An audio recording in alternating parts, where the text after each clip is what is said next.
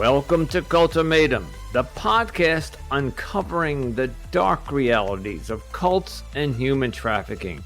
I'm your host, Anonymous Andrew, and each week we dive deep into the manipulation, control, and courageous escapes that define these worlds. And I'm Melody, Andrew's co-host. Having experienced the depth of a cult firsthand, specifically the House of Yahweh, I am here as an advocate for fellow survivors. The views and opinions expressed by our guests are their own and do not reflect the official policy or position of Cultimatum or its affiliates. The content discussed on this podcast are based on personal experiences and should not be construed as factual or legal advice. Neither the host nor the guest are liable for any statements made during the episodes.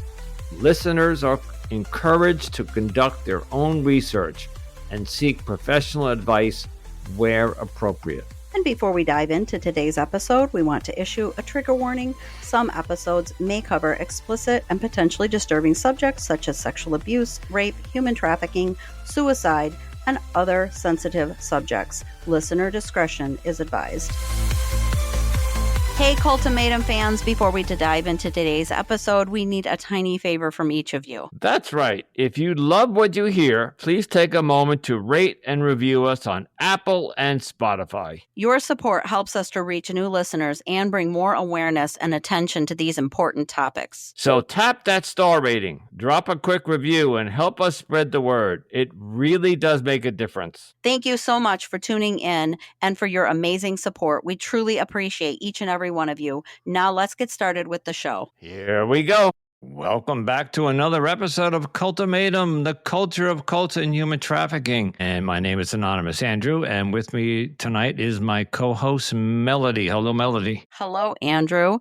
Today we are joined by a guest whose deep knowledge and of cult dynamics comes not from personal experience, but from decades of dedicated study and concern as a citizen and a researcher. Barton Stewart is an author, literary novelist, and a longtime contributor to cult awareness efforts. He spent years analyzing the psychological and social mechanisms that cults use to manipulate and control people.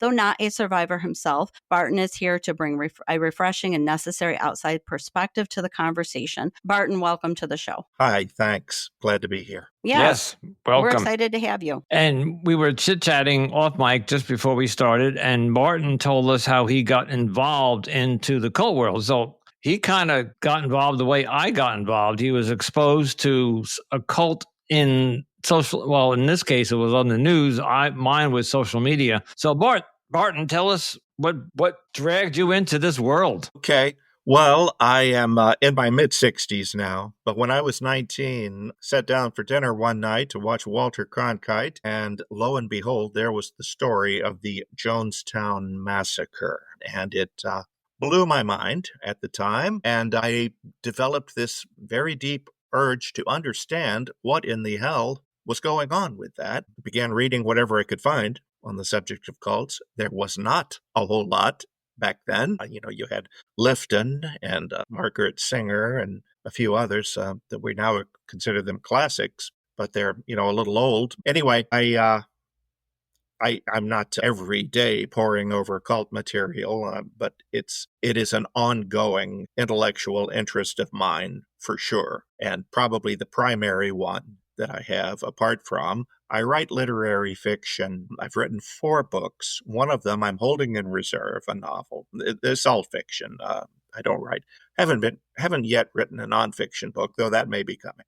But I just fell in love with writing novels and human nature. It's they say a scientist builds models of molecules, and an author of literary fiction builds models of human personalities. And that's a line that I always liked. But that's what I try to do. And I've written a few novels. Like I say, one I'm holding in reserve until I can get this whole business side of things figured out. It is the toughest game in the world, trying to publish fiction, unless maybe it's, I don't know, mystery of the month or something like that. But anyway, I try to write something that's a little more resonant, a little more relevant to life and so forth.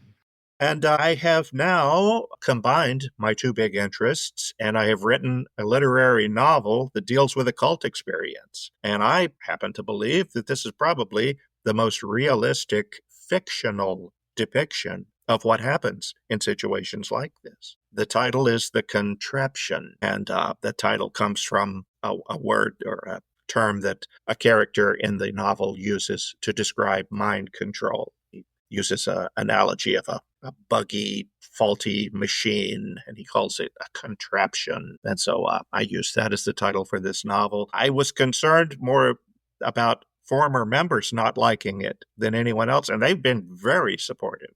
All the ones that have read it. I mean, it's an indie novel. That tells you everything you need to know right there. You know, I'm not Stephen King.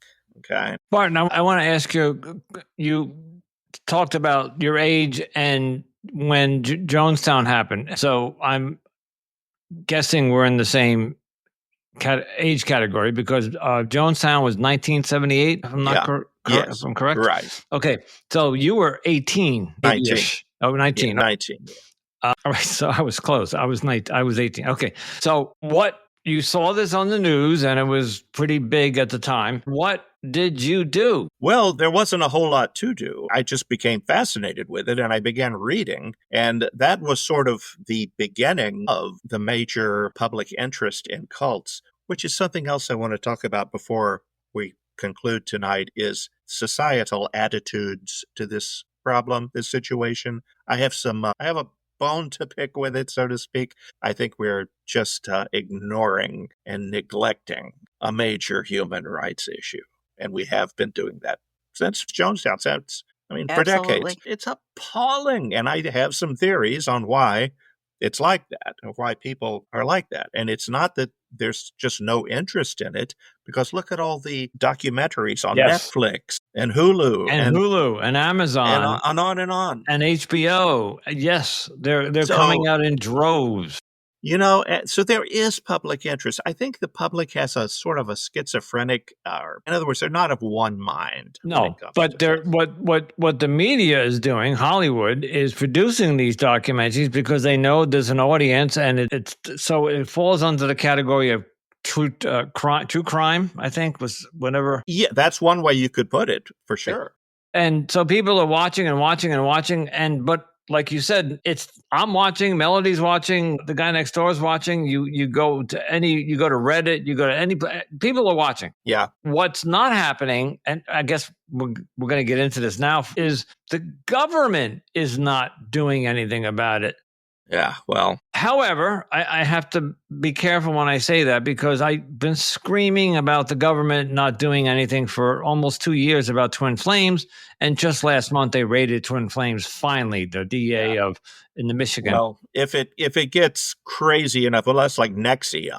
You know. Exactly. So they brought NXIVM down. They brought Epstein down. They brought but there does seem to down. be a certain economy of scale. Like if a cult is big enough, they are, right, but untouchable. And maybe, except that Scientology is not, and Jehovah's Witnesses are not untouchable. And I mean, they are untouchable because nothing's happening. Well, they're still, in other words, they're not getting the NXIVM treatment. Correct. They're not getting the Twin Flames raid.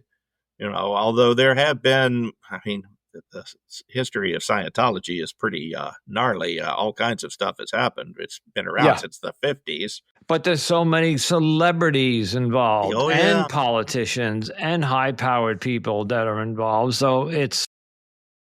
But you know what? I think the key is still the public giving a damn, the public caring about this situation. Agree. And do they or do they not? Like I say, I think they're of two minds. On the one hand, they're fascinated by this, and on the other hand, they're scared stiff, or they just don't know what to think. I tend to think most people don't look at people that have been sucked into a cult as victims. They tend to think, well, they're making their own choice. They're making their own bed. Right. Let them lie in it.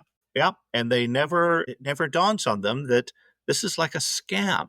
Okay. It's charlatanism.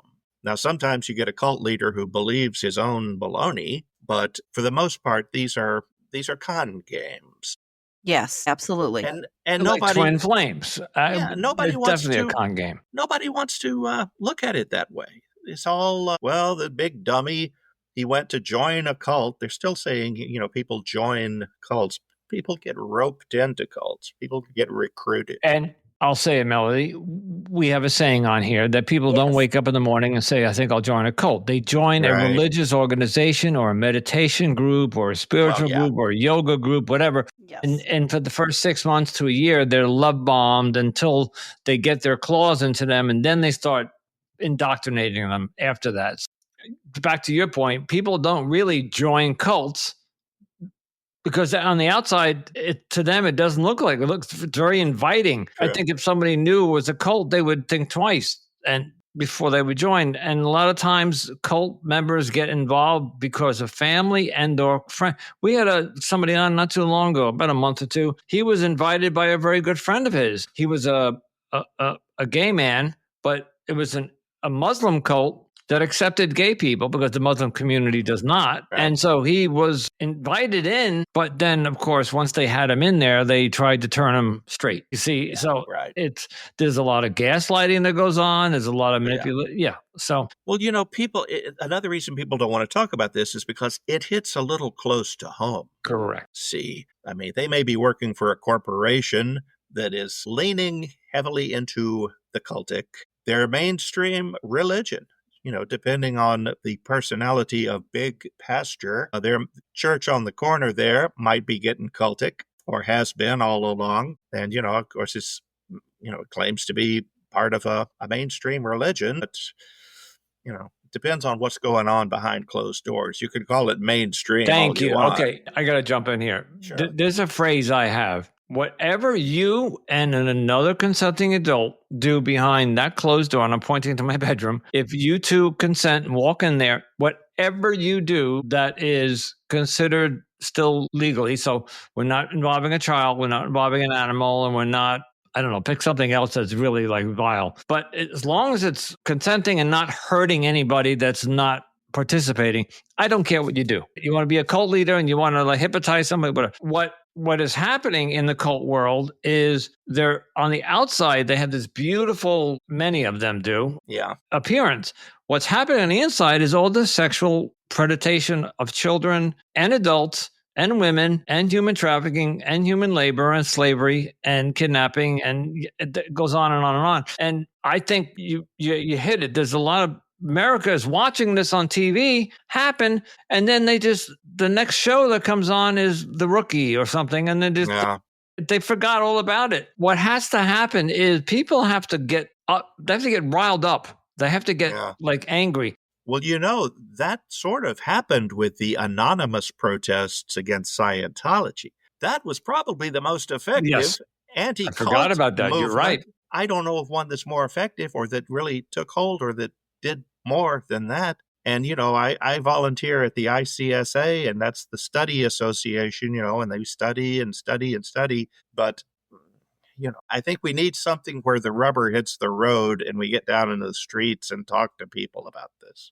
My heart goes out every time we have a guest on and I hear that they were molested or their children were molested or some of the horrible story. We've had 70 plus stories. What really bothers me is every 4 years or every 2 years, the election cycle, and I don't want to get too political here, but the same topics seem to come up on the platform of the delegate, of the person who's running. So it could be abortion. Right now it happens to be immigration. But every year it's the same thing and it's never going to get solved. It's going to be debated and debated and debated. I was driving home from work today with my son and we hit some traffic that was the same traffic every day at the same spot every day. And there's some traffic in the morning. And I'm one of those guys who I just hate traffic. And I said, why? And so I'm in New York, but LA has it, Miami has it, Chicago has it. Why doesn't the population get up and scream, when is something going to be done about this? I remember back in the 70s when we had a gas crisis, and I think it was Gary Carter, President Carter. Yes, Jimmy Carter. They started doing something about you couldn't buy gas on certain days and your license plate had to begin. Remember that? Yeah, it's totally wide open now. I mean, the answer would be public transportation or more people taking it, but there's Eh, again, it's a psychological thing. People don't want to do that. right. And they want to be able to get in their car. And in a way, I mean, it's understandable. You might have a set destination going to work, but other than that, you might need your So car to go somewhere else. if I had the time, and really I don't, but I have a podcast, I have a platform, I'd get up there and I did talk about it once on one of my podcasts about traffic. Nobody seems to care. They just seem to live with it. But you deport one immigrant that down the block that everybody seemed to have loved the guy because he was a nice guy in the neighborhood. It is all over the nightly news. Right. Judging one way or the other, I'm just saying something like that gets big. So cults, let's go back to cults because we're kind of drifting away from that. Okay. Let's put out a documentary where it's clear, Melody, Children of God, is that the one that's clearly That's one of The the worst. Children They of changed God One of the their name worst. to is, yes, that's Now one the of the ones Family. that actually teaches their members to abuse children. Correct. to abuse Yes. children? Thank you. Why are they still around? Why isn't there an uproar about that? And I know it's a global cult, and I know it would probably take more than just a couple senators in the country, but things like that should be. How about Aum Shinrikyo that gassed the Tokyo subways system back in the 1990s? They're still around. They have a different leader, and I think they have a different name, but it's the same outfit. They killed, I don't know how many people. I used to know the number, but All right, so we just named a couple cults that are still around that have done some serious damage. Let's look at somebody like forget their name, thank God, but the jihadis, in the Middle East, Yeah. ISIS, whatever their name, and they're not as strong as they used to be, but they're still around. But when they Sure. did a lot of damage, there was a lot of uproar to take care of them, and they were taken care of. The point I'm getting at is it just seems like society's putting their anger in the wrong place. Well, I think you could make a case for that. Yeah. They're never going to solve the abortion issue. It's nobody. You're always going to have the pro-choice and the pro-life. You're always going to have those two. It'll never get resolved. Not in our lifetime. I just feel like something like a cult. I see bills coming out of Congress all the time. I think you know where I'm going. I'm just trying to figure out why these aren't being addressed, especially now that social media and Hollywood is bringing more and more attention to them. Well, in terms of cults, we spoke earlier about how, mainstream, some of them have a mainstream front. I used to field emails into the ICSA, the International Cultic Studies Association, which, by the way, does wonderful work. I sounded earlier like I was saying, oh, they just sit around and study. No, they're indispensable, crucial organization, the oldest cult education group in America. But I used to, we had a little side thing about spiritual abuse, Christian churches that get abusive. And it's one after another of these emails we used to get, some of the most heartbreaking stuff you could imagine from these Christian, as far as anyone could tell, regular Christian church. And they're just monsters. And, nobody's going to, well, I don't say nobody, but the society's going to have a big problem dealing with that. And you've got the Dominionists now, the Seven Mountain Dominionists. I'm sure you're familiar with them. They say that Christians, as they define that word, should be in control of seven main parts of society, which is like politics, academia, business, on and on. There's seven. And these guys are pretty extremist types, all right? And they're not just the little prayer chapel, that's doing, Christian services in the neighborhood there. So I don't know, maybe I've drifted off of the subject we were on, No, or did I? I No. don't think so. But I do have a quick question. What are some Sure. of the overlaps that you found between cult-like behaviors and more mainstream institutions like mainstream religions? What are some of the Well, overlaps you have seen or observed? I guess it's a slippery slope. I mean, mainstream and cult should be very different things, but you have this, as I call it, slippery slope where, a group over time, if the leader, and it's always about the leader, that's one of the main that's one of the ways you define a cult is what is the leader about? Is it all about him? Is it all about enriching and empowering him? It's usually one guy. Sometimes it's a cartel. In my novel, it's a small clique, little gaggle of guys. But yeah, how is he? As I said before, big pastor. What's he about? What's he doing? How does he behave? How does he treat the congregation? And it could start out quite innocuous. Jim Jones originally was, by all accounts, a fairly nice guy. I mean, he was a little different, but But the power got to him when the power got to him. He also got into drugs. He was on the uppers and downers cycle. And psychedelic. And staying up all night for these all-night prayer sessions. And his congregation was just worshiping him as if he was a god. He was a very charismatic guy, had a big personality and everything. And he then just sort of started seeing that or believing that he was a god. Let's talk about that for a second. And Melody, this is not directed at you. So let's more Jonestown. The people that joined that organization and moved with him, because I think he moved around, right? Didn't he have a couple of locations? What did he have that they wanted? Was it a sense of belonging? Was it what was that he was promising them? And was he also? I think he was a doomsday cult too. Correct? I don't remember all of his ideology. Yeah. Okay. But what was it about his cult that all these people blindly followed them? Now, if you really watch the documentary, I think half of them realized that they were committing suicide and they didn't want to, but they couldn't get out. A lot of people were killed. Yeah, it was as much homicide as exactly. That's what I'm getting. It was a massacre. But there were some that were blindly, And what would make somebody? I don't know if you have the answer to this. I'm just asking a rhetorical question, but this goes across all cults. There's a lot of cults that just blindly walk behind that leader like the Pied Piper. Like, I'm just going to follow you wherever you go. Well, there have been other mass suicide cults too, of course. So Heaven's Gate, I think, is one of them. Yep. Order of the Solar Temple. Yeah. Yeah, in my book, I have my main character is trying to learn about this because his fiance has disappeared on him. She's vanished abruptly, and was recruited into a cult. And so he meets this cult researcher and goes over. He's trying to learn, and so that's a device that I use to hopefully educate the public. If I can get this book rolling a little more than it is now. I think it's a heck of an educational tool, but that's just my opinion. People have liked it, but I think I just drifted away from your question, didn't I? You were asking. Well, I'm always, as the outsider in this podcast, being never been in a cult. I am fascinated, like I think you were in 1979 or 8. You were 19. You were whatever.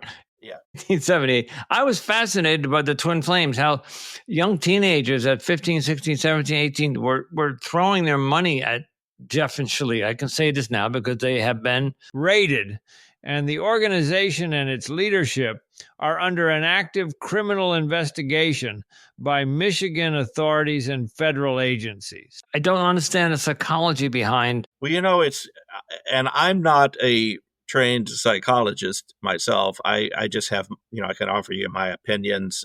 See, the thing is, the mind is a universe to itself. I mean, it is a very complicated order. We're not ever going to figure that one out. It's like studying astronomy. We'll probably learn more about that than at the end of times than we will ourselves. But no, it's probably some of it has to do with parental issues. The cult leader becomes the parent figure, takes over some of those, maybe some unresolved feelings there. That's just one. That's one idea. But they use different tactics on people. Some of them use hypnosis. In my novel, I have that's one of the recruiting tools, is they put a person into a mild trance and they get them to think that they've had a supernatural experience, and that comes from the cult leader. And next thing you know, this guy is God, as far as they're concerned. So if God tells you to fly a plane into a building, you'll do it. Which happened.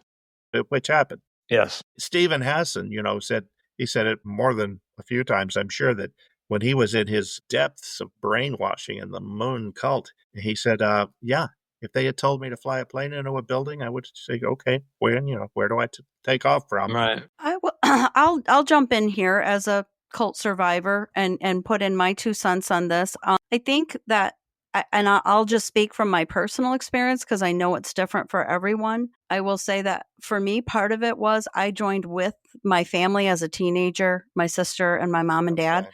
and I do think that it was our it was a time, and this is one of the good things about being in a cult, and I say that somewhat loosely because it really didn't turn out good, but it was the closest our family had ever been as a unit. And I think for me it was one of those things going in that I didn't want to be the odd one out. I didn't want to push against it, but I really did. I was believing what was being told because I was seeing my parents believing what was being taught and told, and I just was following that. And I think also I didn't fit in very well at a school in mainstream public school.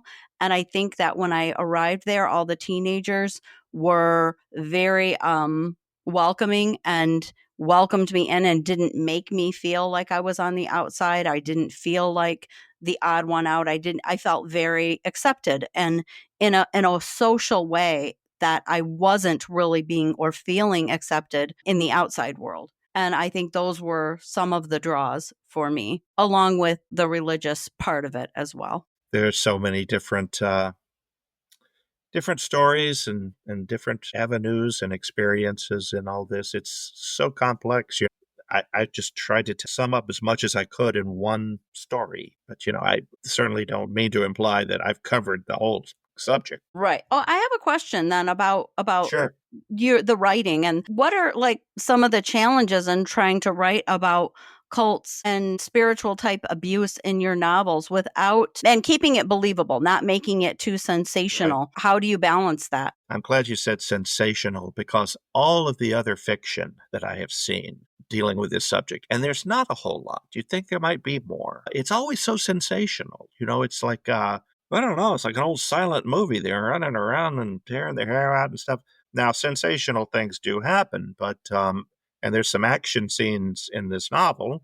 It is first and foremost a fictional novel. So, you can't, it's not just a nonfiction treatise, but I had the advantage of knowing my subject pretty well and talking to people. I've talked to people that were in cults, and I was just going to ask you, did you interview actual ex-cult members or well, I current? really didn't have to do a formal interview. I've known some and Okay. talked to some, and I've read my weight in memoirs from former members. And you start seeing some similarities, after you read a few of those, you start, I say it's mysterious and it's complex, but it's like other aspects of life that are complex. You can start to see some patterns emerging. Yeah, I use the example of serial killers, for an example. Now, those guys come from all different kinds of backgrounds. They're, on the surface, they're very different. But if you scratch the surface and you start examining them, you start to see one pattern after another. Yeah, and that's how it is with cults. So then I that's what I assume put that into my novel. So I assume then that some of the plot line is inspired by some real life groups, leaders, or experiences. Yes. Okay. Well, I wanted it to be a pastiche, if that's the right word, a conglomeration of, this novel, this fictional cult of mine, which, by the way, is called Church of the Mountain of Radiance. Heartwarming sounding bunch. But yeah, Mountain of Radiance is like a Frankenstein monster that I pieced together from bits and pieces of, I don't know how many different cults. I started to the image of a cult started coming together in my mind. I'm just hoping it's not too typical or too prototypical because, I didn't want it to be so generic or, cult 101 or however you want to call it. But I did want to cover the bases and I want people to learn about this subject. And I think I've accomplished that. Have you When was received this any? published? Sorry. Well, it was self-published. Okay. Everything I've done is self-published. because the business is like unbelievable. Yeah. I mean, they won't. It's like a closed society. Talking about You're cults, it's like competing with Amazon and all. And yeah. Well, Amazon you use, but it came out about a year. Okay. Melanie, you had a question or Yeah, statement? I did. I was wondering if you've received any feedback from cult survivors. Lots. And how is that? What has that been like? I would like to know what that feedback has been. It's been very reassuring. Very well. There was a review of the book in the ICSA, which I think it's okay to call it ICSA. I don't think they mind if you do that. And I think there was a long review in there by a former member. Her name was Esther Ruth Friedman, and I just happen to have a copy here. One of this. Says, Stewart has created a cult world both unique and terrifyingly familiar. The story pulled me in as Audrey was lured deeper into Mountain of Radiance. The Contraption has what Paul Sheldon in Misery, that's a Stephen King book, called the gotta, as in, I gotta know, is this woman going to make it out and in what state? So that was a former member named Paul Jensen. And then I had a nice one from Joseph Zemhart, who has a cult YouTube channel, and I recommend him. Do you know Joseph? He's an old hand at this. He's don't. Been around. I probably should, but I don't. You might enjoy his. His last name is spelled SZIMHART. SZ. So it's a Zemhart. I think it's Hungarian or something, but he has a terrific YouTube I took a channel. note. I wrote it down. Okay. I have another question. Sure. What do you think that the fiction writing can offer to the conversation about cults? I'm glad you asked. That documentaries maybe can't, or what? Right. And there's been, a library load of nonfiction books. And of course, memoirs are nonfiction. And that's where I think the rubber meets the road in cult education, is reading people telling about their experiences. But I think literary fiction works beautifully because it shows it acted out, so to speak. In other words, it's like watching a movie. Right.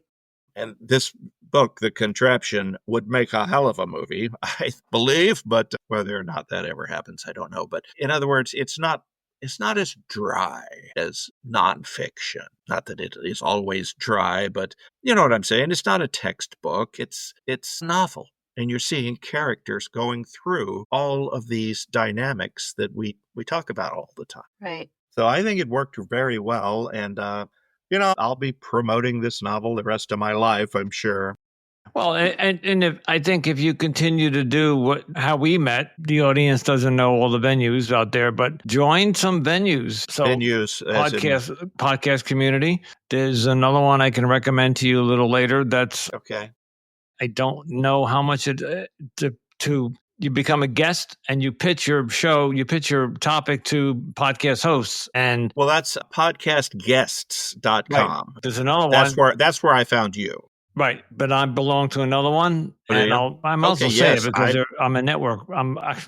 It's called Podmatch, podmatch.com. Okay. It's a huge new network. Okay. And there's thousands and over, I think 20,000 podcasts on there. Wow. Anyway, keep doing what you're doing, and I think you'll ultimately.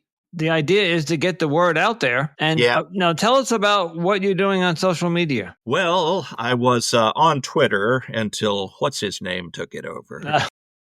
And so I'm not on Twitter anymore. I do have a lot of friends and associates in this cult education field and otherwise that are on. So I'm going to have them do some posting to promote this particular episode of your podcast. But I do need to get back into it. I know, but half of what you hear about social media these days is slamming it so damn hard. It's just saying they're making it sound like it's not worth it.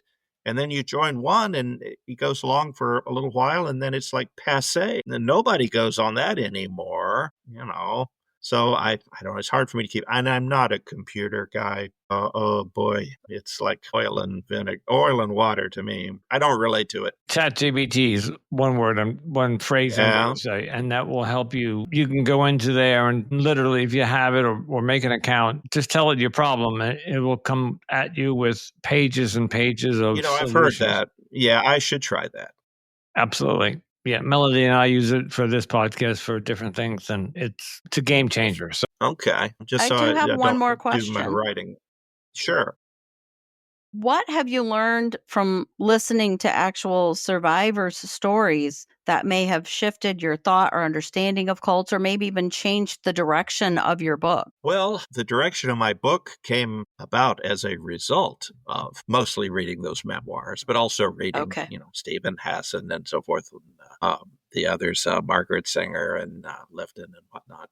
So that's where my point of view came from. So they didn't really change it; they brought it about. Okay. But I also, I talk to people, and I just my information comes from a very wide variety of sources. I was a member of the old Cult Awareness Network, the original one, and supported them until they got torn apart by Scientology. And now I'm volunteering at the ICSA. I would think about, because this is where I found Melody, and this is when I kind of like was in your shoes when I got interested in cults, but I didn't know much how to pursue this. Is I went on Facebook and I just typed in cult groups, and there are a lot of cult groups out on Facebook, because almost every cult that there is a cult support recovery group for that cult. So I can imagine. all right. So I don't know how it works. If you're a non-cult member, you just got to read their rules, or when you go to the group, look on the side. Some of them may not want you just to join, just to promote a book. But if you go in there and start a discussion and contribute to some of these groups and then talk about your book, I think you might get some ground.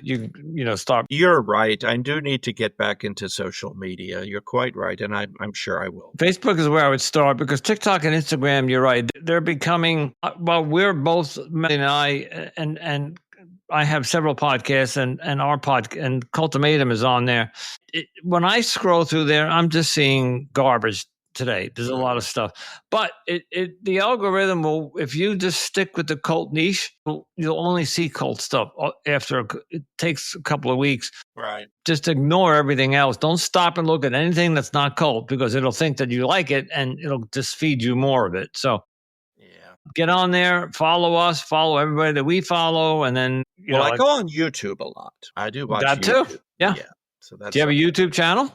No, I don't. I should. Start a YouTube channel thing. Yeah. And do a video, and maybe do what we do. Have some cult guests, ex-members, cult survivors on, and you never know where to go. We started a year and a half ago, as we didn't know any idea where this was going, and we are beyond our wildest dreams where we're at today. So that's fantastic. We did not expect so. Okay, we got to wrap it up. Okay. Anything, Mel, any last questions? I do have one last question. Sure. What do you hope your readers or listeners take away from the book, especially those who've never been in a cult? Well, and that's really sort of the audience that I'm looking for, because the former members know all this stuff. Right. Now, I think they'll still find it a compelling story, and there's some things that, it might help them explain to an outsider. Maybe they'll recommend it to somebody as a way of explaining, because I think it does a great job of just introducing people to this concept. It shows it. I show a recruitment. I show the early stages and the middle stages, and I show the family trying to reach out to this person whose name has been changed and they've been relocated to a different state. So it's a gnarly book. It's called The Contraption, everybody. Okay. Yes. That's what I was hoping you would say for an answer, though, because I think that's what I was hoping that people would get out of it, is that they would understand how it works and maybe have a little bit more empathy for people that get sucked into a cult-like environment. So I appreciate that answer. Just one more thought that sometimes works, and it depends on where you are with the amount of books that you have sitting in boxes in your garage. Right. Give one away. Oh, yeah. I do that. I'm doing print on demand, so I don't have the boxes piled up like I did with my first book. But yeah, sure, I do give them away. No, I sometimes give them away. Is there a PDF version of it? Is there an audio version of whatever it is? Give one away, and somebody will listen to it, and then the word of mouth starts. Right. Hey, I just heard this great thing. And the cult community that I'm finding, because I'm a non-cult survivor, but I got into it a year or more than that, whatever, a year and a half, 2 years ago. They stick together. They do. Right. They will. So if you can get that book out to them, and they'll pass it around among themselves. I mean, it's going to take a while, but gotta start. They take that baby steps. Yeah. Yeah. Barton, thank you for joining us today. It was very enlightening, and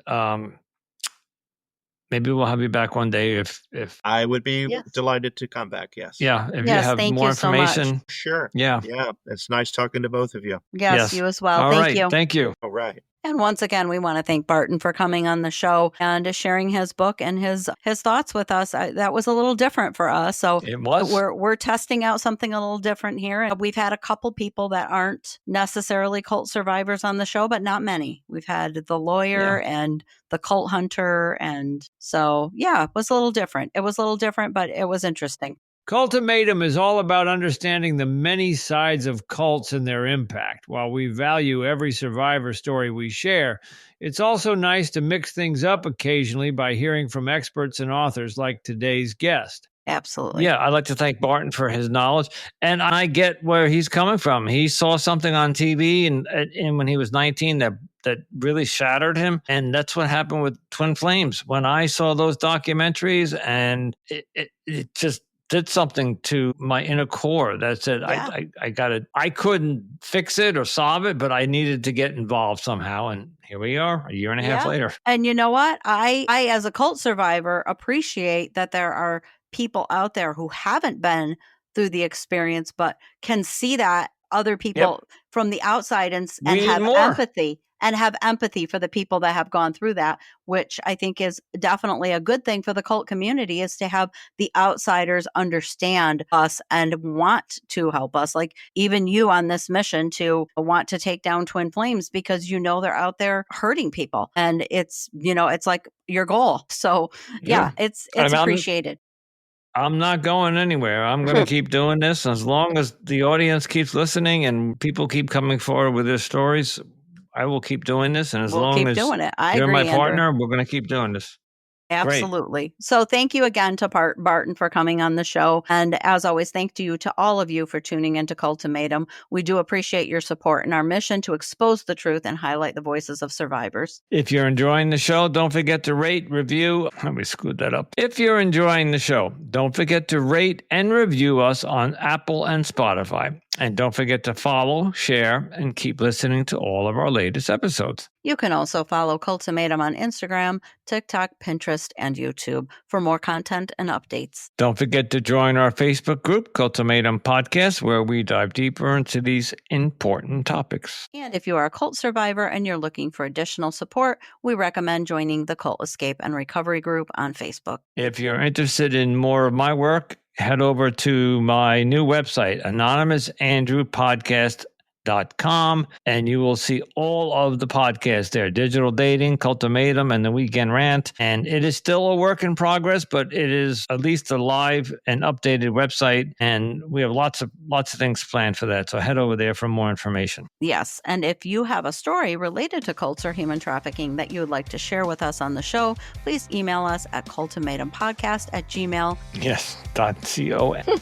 There's a little joke behind. That's not really a joke, but Riverside has been cutting it off. Want to support the show? You can help us cover the production costs by buying us a cup of coffee. Just follow the link in our show notes. And as always, stay safe, stay informed, and remember, you are not alone.